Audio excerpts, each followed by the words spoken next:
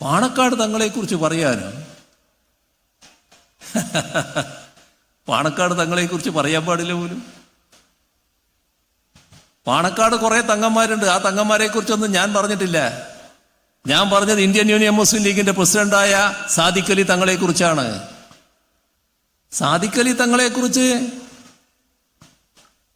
പറയാൻ പാടില്ല എന്ന് ലീഗിലെ ചില നേതാക്കൾ പറഞ്ഞാൽ അത് ഈ നാട്ടിൽ ചെലവാകൂ? ആരെങ്കിലും അംഗീകരിക്കൂ? ഞാൻ മറ്റു കൂടുതൽ കാര്യങ്ങളിലേക്കൊന്നും കടക്കുന്നില്ല. എന്തിനാണ് അങ്ങനെ ഒരു വെപ്രാളം ഉണ്ടായത്? പാലക്കാട് നടന്ന ഇലക്ഷൻ കൺവെൻഷനിടെ മുഖ്യമന്ത്രി ഒരു കാര്യം പറഞ്ഞിരുന്നു. മുസ്ലിം ലീഗിൻ്റെ സംസ്ഥാന അധ്യക്ഷനായ പാണക്കാട് സാദിഖ് അലി ശിഹാബ് തങ്ങളെ വിമർശിക്കുന്ന ഒരു കാര്യമായിരുന്നു മുഖ്യമന്ത്രി പറഞ്ഞത്. ജമാഅത്ത് ഇസ്ലാമിയുടെ അനുയായിയായിട്ടാണ് പാണക്കാട് സാദിഖ് അലി ശിഹാബ് തങ്ങൾ പ്രവർത്തിക്കുന്നത് എന്നാണ് അദ്ദേഹം പറഞ്ഞത്. അദ്ദേഹം ഈ ആരോപണം ഉന്നയിച്ച് നിമിഷങ്ങൾക്കകം തന്നെ പ്രതിപക്ഷം അതിനെ മറ്റൊരു രീതി വളച്ചൊടിക്കാനാണ് ശ്രമിച്ചുകൊണ്ടിരുന്നത്. പാണക്കാട് തങ്ങളെ മുഖ്യമന്ത്രി അപമാനിച്ചു, പാണക്കാട് തങ്ങൾക്കെതിരെ മുഖ്യമന്ത്രി ആരോപണം ഉന്നയിച്ചു എന്ന രീതിയിലാണ് അവർ അതിനെ വളച്ചൊടിക്കാൻ ശ്രമിച്ചത്. പാണക്കാട് തങ്ങൾക്കെതിരെ ആരോപണം ഉന്നയിക്കാൻ പാടില്ലേ? അതൊരു വലിയ ചോദ്യമാണ്. പാണക്കാട് തങ്ങൾ എന്ന് പറയുമ്പോഴത്തേക്കും മുസ്ലിം ലീഗിൻ്റെ സംസ്ഥാന അധ്യക്ഷൻ കൂടിയാണ്. മുസ്ലിം ലീഗ് ഒരു രാഷ്ട്രീയ പാർട്ടിയാണ്. മുഖ്യമന്ത്രി ഇവിടെ പറയുന്നു അത് തന്നെയാണ്. ഞാൻ ആരോപണം ഉന്നയിച്ചത് മുസ്ലിം ലീഗിൻ്റെ സംസ്ഥാന അധ്യക്ഷനെതിരായിട്ടാണ്. മുസ്ലിം ലീഗിൻ്റെ സംസ്ഥാന അധ്യക്ഷനെതിരായിട്ട് ഒരു ആരോപണം ഉന്നയിച്ചു കഴിഞ്ഞാൽ ലീഗുകാർക്കും കോൺഗ്രസ്സുകാർക്കും എന്തിനാണ് വെപ്രാളമെന്നാണ് മുഖ്യമന്ത്രി ഇവിടെ ചോദിക്കുന്നത്. വളരെ സുപ്രധാനമായ ചോദ്യമാണ്. മുസ്ലിം ലീഗിൻ്റെ സംസ്ഥാന അധ്യക്ഷനാണ് പാണക്കാട് സാദിഖ് അലി ശിഹാബ് തങ്ങൾ. അദ്ദേഹത്തിനെതിരെ ആരോപണം ഉന്നയിച്ചിരിക്കും. രാഷ്ട്രീയ പാർട്ടി അധ്യക്ഷനാണെങ്കിൽ തിരിച്ച് ചോദ്യങ്ങളും ആരോപണങ്ങളും എന്തായാലും ഉയർന്നു വന്നിരിക്കും. അത് സഹിക്കാൻ പറ്റത്തില്ലെങ്കിൽ പൊതുമരാമത്ത് വകുപ്പ് മന്ത്രി പറഞ്ഞ പോലെ രാഷ്ട്രീയം ഉപേക്ഷിക്കുന്നതായിരിക്കും നല്ലത്. ഇന്ന് മുഖ്യമന്ത്രി കൊട്ടാരക്കരയിൽ നല്ല ഒന്നാന്തരമായിട്ട് UDFൻ്റെ എല്ലാ ആരോപണത്തിനും മുസ്ലിം ലീഗിൻ്റെ എല്ലാ ആരോപണത്തിനും മറുപടി നൽകിയിട്ടുണ്ട്. അത് മാത്രമല്ല, മുസ്ലിം ലീഗിൻ്റെ സംസ്ഥാന അധ്യക്ഷനെ വിമർശിക്കുമെന്ന് വ്യക്തമായിട്ട് മുഖ്യമന്ത്രി അവിടെ വെച്ച് പറയുന്നുണ്ട്. മുഖ്യമന്ത്രിയുടെ ആ വാക്കുകൾ നമുക്ക് പൂർണ്ണമായിട്ടും നമുക്കൊന്ന് കേൾക്കാം. കഴിഞ്ഞ ദിവസം പാലക്കാട് ഉപതെരഞ്ഞെടുപ്പുമായി ബന്ധപ്പെട്ട ഒരു റാലിയിൽ സംസാരിക്കുമ്പോൾ അവിടെ പുതിയൊരു മാറ്റം വന്നല്ലോ. UDF വലിയ പ്രതിസന്ധിയിലായ UDF അണികൾ വലിയ തോതിൽ അമർഷത്തോടെ കാണുന്ന ഒരു മാറ്റം. എന്താ മാറ്റം? ഒരാൾ ഇപ്പോഴും RSS, ആ RSS ആയ ആള് നേരെ കോൺഗ്രസിൽ ചെല്ലുന്നു, കോൺഗ്രസ് സ്വീകരിക്കുന്നു. അവരുടെ അഖിലേന്ത്യാ നേതൃത്വം അടക്കം പറന്നെത്തി ഇദ്ദേഹവുമായിട്ട് ചർച്ച ചെയ്യുന്നു. എല്ലാവരും കൂടി അദ്ദേഹത്തെ സ്വീകരിക്കുന്നു. ആളെ പറ്റിയൊന്നും അന്നും പറഞ്ഞില്ല, ഇന്നും ഞാൻ പറയുന്നില്ല. എന്തെല്ലാമാണ് പറഞ്ഞു വെച്ചിരുന്നത്, ഏതെല്ലാം തരത്തിലുള്ള കാര്യങ്ങളാണ് അവതരിപ്പിച്ചിരുന്നത്, അതെല്ലാം പാലക്കാടുകാർക്ക് നല്ലതുപോലെ അറിയാലോ. ജനങ്ങൾ ഒറ്റ ദിവസം കൊണ്ട് ഇത് മറക്കില്ലാലോ. തങ്ങൾക്ക് RSSകാരനെ സ്വീകരിക്കാം എന്ന് തോന്നുമ്പോൾ അതിനനുസരിച്ച് ജനങ്ങൾക്ക് നിലപാട് മാറ്റാനാവൂ? സ്വാഭാവികമായും മതനിരപേക്ഷ ചിന്താഗതിക്കാരിലാകെ വല്ലാത്തൊരു അസ്വസ്ഥതയുണ്ടായി. അവര് അതിനോട് യോജിച്ചില്ല. ആര്? UDF അണികളിൽ തന്നെ പ്രയാസം. UDF അണികളെന്ന് പറയുമ്പോൾ കോൺഗ്രസ് ഉണ്ട്, ലീഗും ഉണ്ട്, കോൺഗ്രസിൻ്റെ അണികളുമുണ്ട്, ലീഗിൻ്റെ അണികളുമുണ്ട്. എല്ലാവർക്കും ഈ RSSകാരനെ അയാൾ RSSകാരനായി നിൽക്കുമ്പോൾ തന്നെ നേരിട്ട് സ്വീകരിച്ചതിനോട് വല്ലാത്ത അമർഷം. ന്യൂനപക്ഷ വിഭാഗങ്ങളിൽ കടുത്ത വികാരമുയർന്നു. ഈ ഒരു ഘട്ടത്തിൽ ഇത്തരമൊരു മനുഷ്യനെ സ്വീകരിക്കാൻ പാടുണ്ടായിരുന്നോ എന്ന ചിന്ത. അപ്പോ കോൺഗ്രസും UDF നേതൃത്വവും ഇടപെടുകയാണ്. കോൺഗ്രസും ലീഗ് നേതൃത്വവും തമ്മിൽ ആലോചിക്കുകയാണ്. ഇതിനൊരു പോംവഴി എന്താണ്? എങ്ങനെയാണ് തിരുത്താൻ പറ്റുക? അങ്ങനെ തിരുത്താനുള്ള വഴി ആലോചിച്ചപ്പോൾ അവർ കണ്ടത് ഇപ്പോഴും RSS ആയി നിൽക്കുന്നയാളെ നേരെ മലപ്പുറത്തെത്തിക്കുക. മലപ്പുറത്തെത്തി ലീഗിൻ്റെ പ്രസിഡന്റായ പാണക്കാട് തങ്ങളെ കാണിക്കുക. അതോടെ ലീഗ് അണികളെല്ലാം ശാന്തരാകും എന്നതാണ് കണക്കുകൂട്ടൽ. അത് അവരുടെ രാഷ്ട്രീയമായ കണക്കുകൂട്ടൽ. ഈ ഭാഗത്തെക്കുറിച്ച് അന്നൊരു പൊതുയോഗത്തിൽ സംസാരിക്കുമ്പോൾ ഞാൻ പറയുകയുണ്ടായി. ഞാൻ അന്നേരം പറയുമ്പോൾ ഓർത്തത്, നേരത്തെ ഒരു ഒറ്റപ്പാലം തെരഞ്ഞെടുപ്പ് നടന്നിരുന്നു. ആ തെരഞ്ഞെടുപ്പിൽ അവിടെ പ്രചരണത്തിന് വേണ്ടി ഞാനും പോയിരുന്നു. കുറേ വർഷങ്ങൾക്ക് മുൻപാണ്. ആ ഘട്ടം ബാബറി മസ്ജിദ് തകർന്നു കഴിഞ്ഞ ഘട്ടമാണ്. ബാബറി മസ്ജിദ് തകർത്തത് സംഘപരിവാറാണല്ലോ. പക്ഷേ ബാബറി മസ്ജിദ് തകർക്കാതിരിക്കാൻ കേന്ദ്ര ഗവൺമെൻറ് സ്വീകരിക്കുന്ന എല്ലാ നടപടികൾക്കും സർവ പിന്തുണയും, നമ്മൾ ബ്ലാങ്ക് ചെക്ക് എന്നൊക്കെ പറയാറില്ലേ, അങ്ങനെയുള്ള പിന്തുണ എല്ലാ പാർട്ടികളും കൂടി എഴുതി നൽകിയതാണ് അന്നത്തെ കേന്ദ്ര പ്രധാനമന്ത്രി നരസിംഹറാവുവിന്. എല്ലാവരും കൂടി ചേർന്ന യോഗത്തിൽ ആ പ്രമേയം അന്ന് CPM-ന്റെ ജനറൽ സെക്രട്ടറി ആയിരുന്ന ഹർകിഷൻ സിംഗ് സുർജിത്താണ് അവതരിപ്പിച്ചത്. എല്ലാവരും അത് അംഗീകരിച്ചു. അതോടെ രാജ്യത്തിൻ്റെ മൊത്തം പിന്തുണ കേന്ദ്ര ഗവൺമെന്റ് ഉണ്ടായി. ആക്ട് ചെയ്യേണ്ടത് പ്രധാനമന്ത്രിയാണ്. നരസിംഹറാവുവാണ് പ്രധാനമന്ത്രി. ഈ ബാബറി മസ്ജിദ് തകർക്കാൻ നിശ്ചയിച്ച ദിവസം തകർക്കേണ്ടവർ അതിനടുത്തേക്ക് പോയിക്കൊണ്ടിരിക്കുന്നു. ഒരു തടസ്സവും ഇല്ല.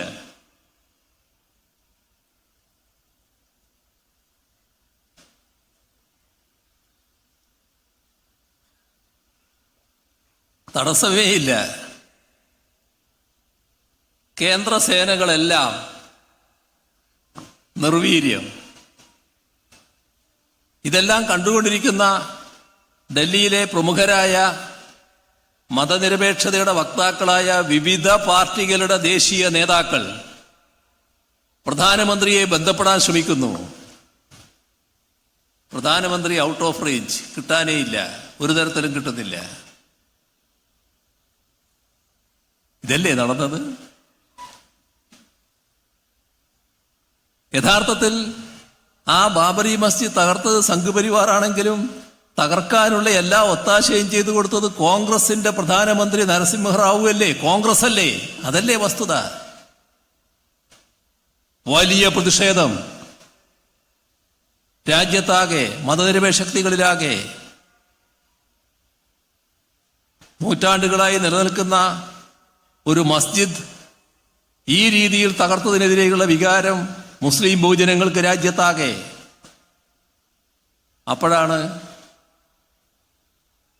ആ കോൺഗ്രസിനോടൊപ്പം ചേർന്ന് നമ്മുടെ കേരളത്തിൽ ലീഗ് ഭരണം നടത്തുന്നത്. വലിയ വികാരം ലീഗിന്റെ അണികളിൽ. ഇതിൽ പ്രതിഷേധിക്കണം.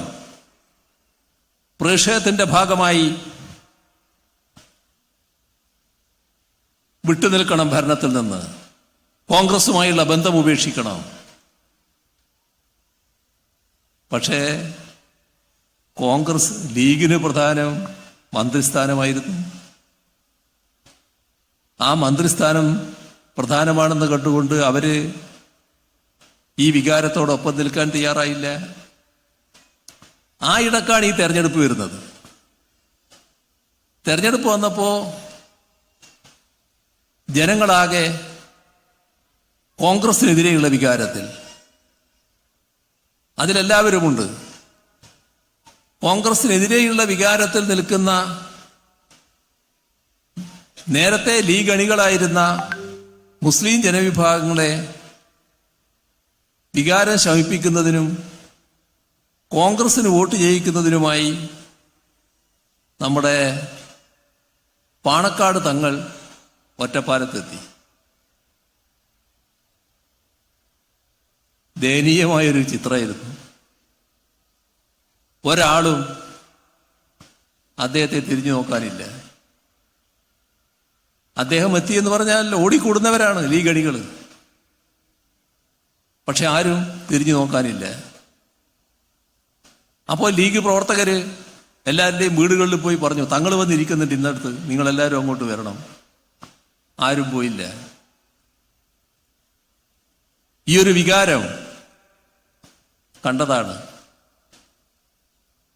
അന്ന് എല്ലാവരും ആദരിക്കുന്ന തങ്ങളായിരുന്നു പാണക്കാട് തങ്ങൾ. പക്ഷേ ഈ നിലപാടിന്റെ ഭാഗമായതുകൊണ്ട് ലീഗ് അണികൾക്ക് പോലും അംഗീകരിക്കാൻ കഴിഞ്ഞില്ല.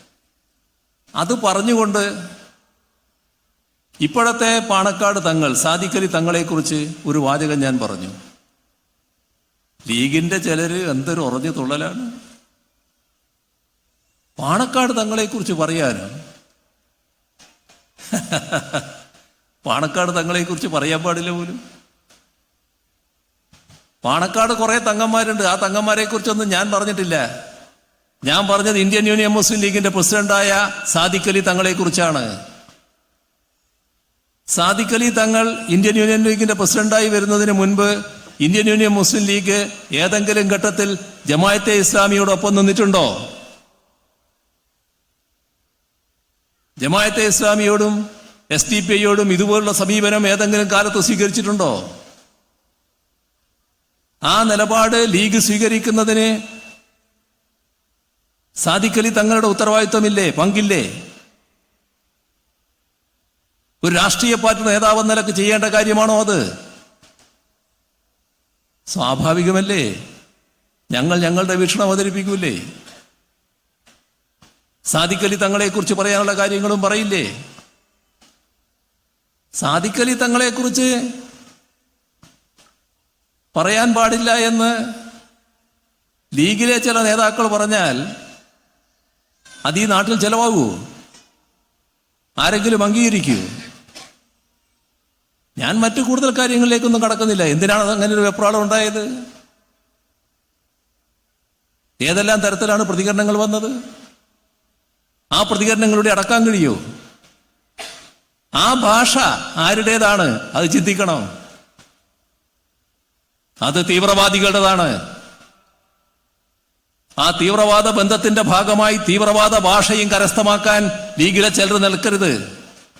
അതേ അവരോട് പറയാനുള്ളൂ. ജമാഅത്തെ ഇസ്ലാമിയും SDPIയും ഒക്കെ പ്രതിനിധീകരിക്കുന്ന തീവ്രവാദ സ്വഭാവങ്ങളുണ്ടല്ലോ. ആ വർഗീയ തീവ്രവാദ നിലപാടിന്റെ ഭാഗമായുള്ള ഭാഷയും സ്വീകരിച്ചുകൊണ്ട് ഇങ്ങോട്ട് വരരുത്. അതൊന്നും ഗുണം ചെയ്യുന്ന കാര്യമായിരിക്കില്ല. ഞങ്ങളെല്ലാ വർഗീയതയ്ക്കും എതിരാണ്.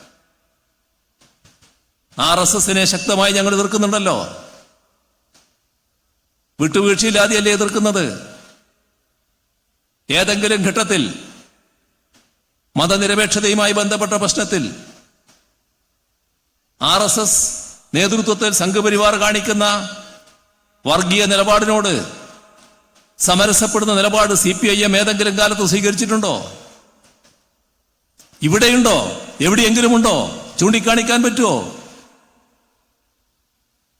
അതാണ് CPIMന്റെ പ്രത്യേകത. എന്നാൽ RSSനെയും സംഘപരിവാറിനെയും മാത്രമല്ല, ഞങ്ങൾ SDPIയെയും ജമാഅത്തെ ഇസ്ലാമിയെയും എതിർക്കും. കാരണം അവരും വർഗീയ നിലപാടാണ് സ്വീകരിച്ചു പോകുന്നത്. ആ വർഗീയ നിലപാട് വർഗീയത വളർത്താനേ ഉപകരിക്കൂ. ഏതൊരു വർഗീയതയും മറ്റൊരു വർഗീയതയെ ശക്തിപ്പെടുത്തുകയാണ് ചെയ്യുക. പരസ്പര പൂരകമാണിത്. അതുകൊണ്ട് തന്നെ ഒരു വർഗീയതയോടും ഞങ്ങൾക്ക് സന്ധിയില്ല.